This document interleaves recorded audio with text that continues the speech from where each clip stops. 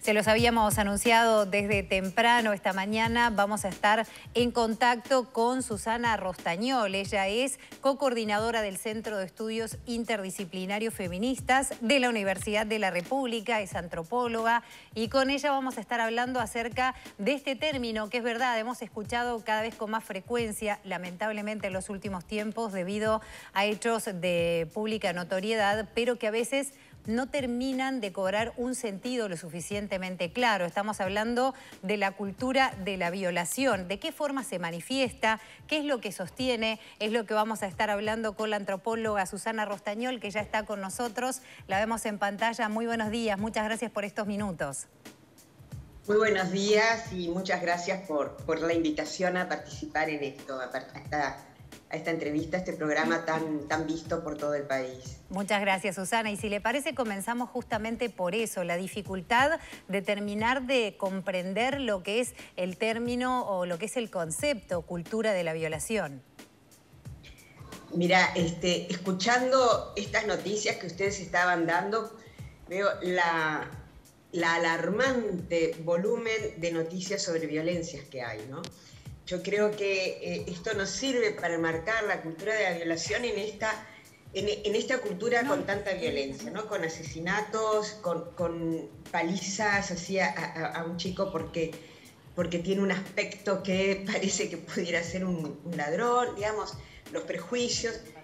Me parece que ese es el contexto en el que tenemos que pensar la cultura de la violación. Y yendo de plano a esa denominación, creo que es una manera quizás abreviada o simplificada de referirnos a la violencia que deriva de las relaciones patriarcales que existen en las relaciones humanas, en las relaciones de nuestra sociedad, no en las relaciones humanas porque así tenga que ser, sino que en nuestra sociedad así es. Y cuando me refiero a estas relaciones patriarcales que implican una dominación, no estoy hablando necesariamente de hombres y mujeres, estoy hablando de cuerpos masculinizados sobre cuerpos feminizados.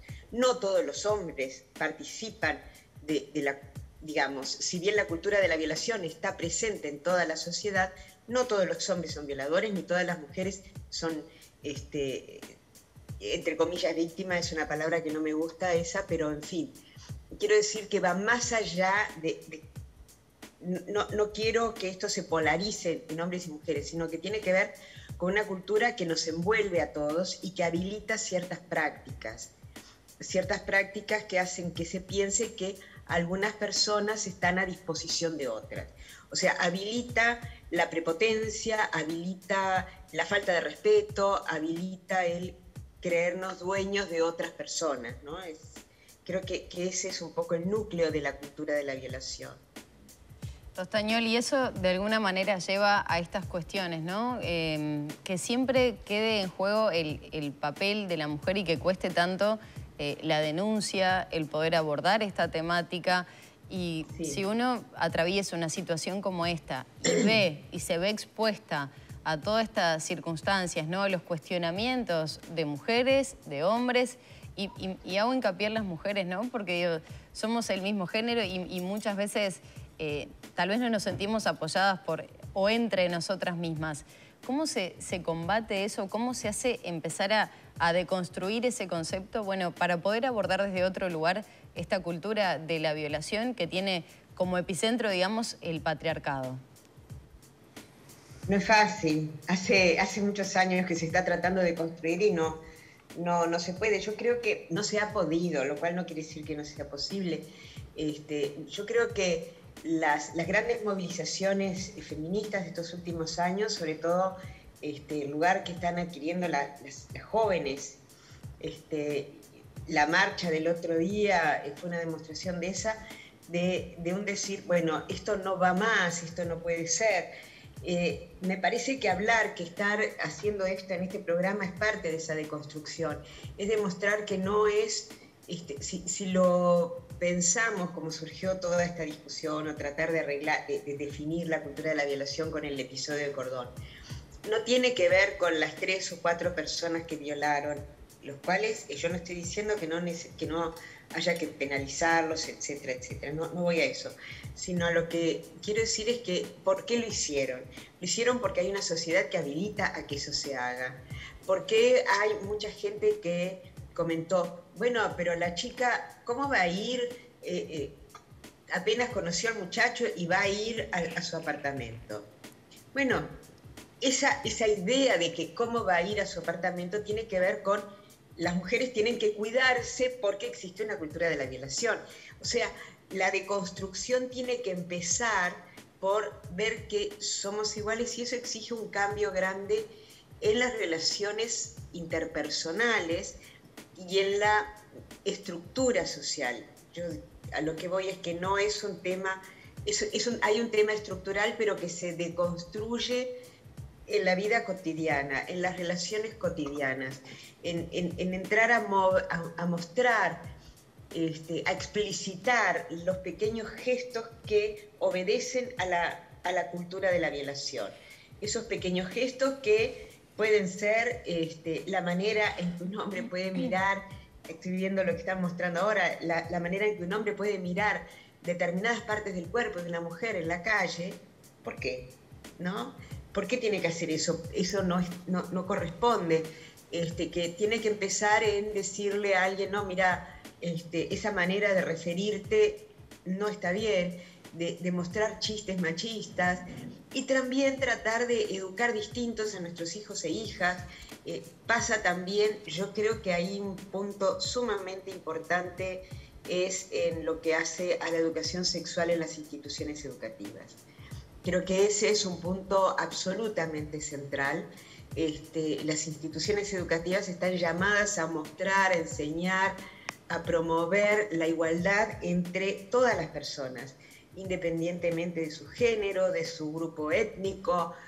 O sea, la educación tiene que mostrar que todos somos iguales, que no haya prejuicios, que no haya relaciones de dominación. Y eso, la educación sexual tiene mucho que ver con eso. También tiene que ver con las ideas de respetar el cuerpo propio y hacer respetar el cuerpo ajeno. Eso me parece fundamental y me parece que esa educación sexual que apunte al respeto de los cuerpos propios y de los cuerpos ajenos tiene que comenzar desde el jardín de infantes. Me parece que por ahí hay algunos caminos de la deconstrucción y muy importante también es el papel de ustedes, los comunicadores sociales, que tienen un impacto y una influencia muy grande en todos nosotros, los que estamos escuchándolos, mirándolos por televisión, entonces escuchándolos por radio. Entonces creo que los comunicadores sociales también están llamados a tratar de embarcarse en eso de somos todos iguales. Claro. No hay dominaciones. El punto es que también es muy difícil hablar de deconstruir algo que no se percibe como algo que no está bien, porque también la naturalización de determinadas acciones, de determinadas formas de hablar, de determinadas formas de moverse, están a veces tan arraigadas en la sociedad que si no se ve como que eso es parte del problema, es muy difícil ir contra eso. Y lo pongo como un ejemplo, por ejemplo, cuando se habla de una violación, como un instinto sexual irrefrenable de parte de un hombre, cuando en realidad pasa por un lado de poder. ¿Cómo se hace para llegar a ese punto para que la sociedad diga, no, esto que pasó toda la vida, pero en realidad no está bien? Llegar a ese punto para poder hacer algo para cambiarlo. Sí, la desnaturalización es de lo más difícil, porque está muy arraigado. No tengo la llave para cambiarlo, si no ya lo hubiera hecho, pero creo que lo que decía es en la vida cotidiana, es que todas las personas que más o menos tengamos más o menos conciencia de que no es natural, de que no no hay un instinto irrefrenable de un hombre para violar a una mujer porque tiene una pollera muy corta o cualquier otra cosa. Eso empieza también por cosas más pequeñas y más sutiles que es necesario irlas marcando. Creo mucho en la educación, pero también en la educación no solo institucional, en los medios, en fin. Ir deconstruyendo eso es algo que tenemos que hacer cotidianamente. las mujeres deberíamos poder, todas, sobre todo sobre todo las más jóvenes, porque son las que están más en la mira, pero deberían poder salir a cualquier lado, vestidas de cualquier manera, no están provocando, el no es no, en fin, hay una serie de elementos donde es sumamente importante que los hombres deconstruyan ese lugar de privilegio entre comillas, pero sí privilegio también que tienen. Porque yo al principio decía que esto no lo podíamos poner en una cuestión de hombres y mujeres porque no todos los hombres actúan de la misma manera y hay mujeres que participan activamente de la cultura de la violación en el sentido de la que la reproducen. Esto no tiene que ver con el género de las personas. Pero sí es verdad que todos los varones, o la enorme mayoría de ellos, independientemente de la postura que tengan, o sea, estoy pensando en un hombre en un proceso de deconstrucción, por usar el término que tú estabas diciendo, también se beneficia de los privilegios de la masculinidad hegemónica. Se beneficia de múltiples maneras, se beneficia por la manera en que otros lo colocan, cómo lo escuchan.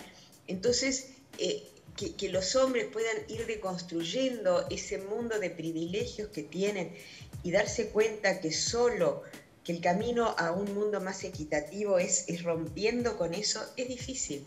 A nadie le gusta quitarse de encima privilegios, pero es necesario reconocer que estamos frente a un ser humano igual a mí, que es un sujeto moral, un sujeto pleno de derechos. Ahora, yo estoy diciendo todo esto y pienso, disculpen que cambie un poquito el tema, pero pienso en lo que le sucedió a este chico ayer o el sábado, no me acuerdo cuándo, en Punta del Este, que creyeron que era, por cómo estaba vestido, creyeron que era un ladrón y le dieron una golpiza tremenda. Ahí hay un prejuicio, ahí hay una falta de respeto, digamos, ahí se echa a andar el mismo tipo de mecanismo que funciona en la cultura de la violación, que yo tengo poder, tú no tenés poder, entonces yo hago lo que quiero contigo.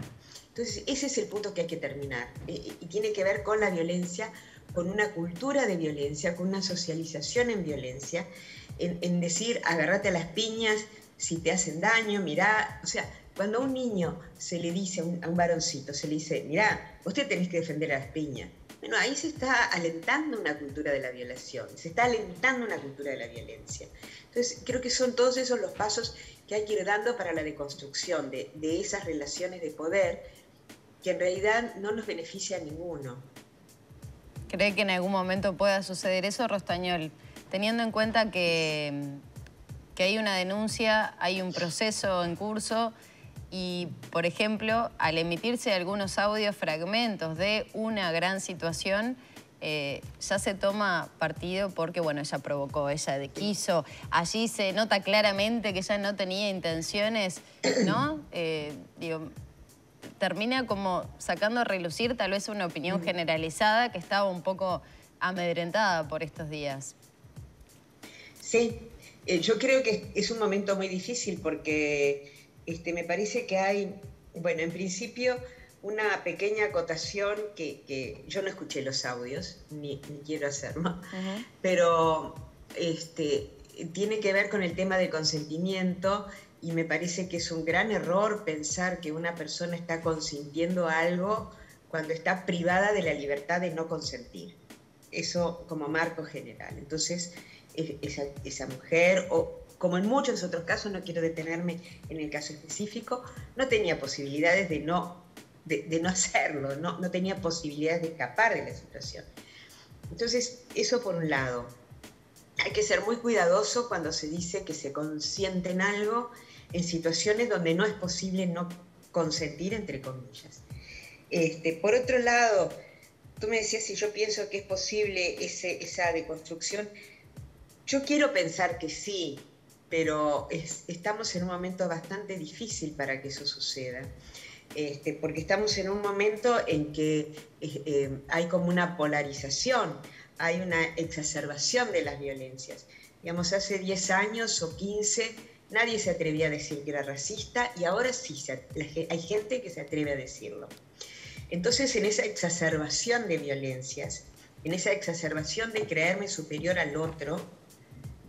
Eso existe en determinados pequeños núcleos, pero existen, mientras que hay también un amplio sectores de la sociedad que estamos tratando de lograr una sociedad más equitativa, sin prejuicios, donde haya un lugar para todos los humanos y las humanas. Entonces, en esa tensión, bueno, yo creo que estamos en un momento complejo en el mundo. Y acá entra todo, los que quieren controlar absolutamente la naturaleza y los que quieren vivir en armonía con la naturaleza. O sea, esos son los polos. Está el polo del grupo que se siente con el privilegio sobre otras personas y sobre el planeta, y el polo, por ponerlo en los extremos, ¿no? De quienes piensan que hay que vivir armónicamente compartiendo un planeta donde hay lugar para todos, si la distribución es distinta, si el respeto a los humanos es distinta. Entonces, me parece que entre esos dos polos estamos luchando como sociedad, macro sociedad, digo, no estoy hablando solo de Uruguay, estoy hablando ¿no? del momento histórico en el que estamos viviendo. Yo creo que el COVID también está demostrando de que no tenemos, bueno, yo estoy ahora en este momento por Zoom porque estoy con COVID, nos está demostrando de que no tenemos control de nada, de que no podemos planificar nada, de que hay una fuerza que nos supera, digamos. Entonces, yo creo que ese es el debate en el que también tenemos que pensar la cultura de la violación. Exacto, Susana. Algo más amplio. Muchísimas gracias lamentablemente, porque quisiéramos hablar mucho más, seguramente a cuenta de otra comunicación, para poder seguir profundizando en este tema que, como usted decía, es tan importante, y agradecerle estos minutos y que se recupere pronto por el COVID-19, que lo transite de la mejor forma. Muchísimas gracias por estos minutos. Muchas gracias a ustedes. Por favor, un placer. Era la antropóloga Susana Rostañol, es co-coordinadora del Centro de Estudios Interdisciplinarios Feministas de la Universidad de la República.